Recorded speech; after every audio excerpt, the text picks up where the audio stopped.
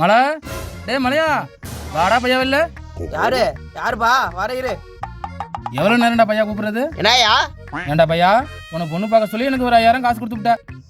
பொண்ணு காட்டினியா புடவை காட்டினியான்னு நான் போறப்ப வரப்பலாம் நிக்க வச்சு கழுவி கேட்குற. அப்புறம் என்னயா, எனக்கு பொண்ணு பார்க்க சொல்லி உனக்கு 1000 500 1500 கொடுத்தா எனக்கு சீடி காமிக்கிற.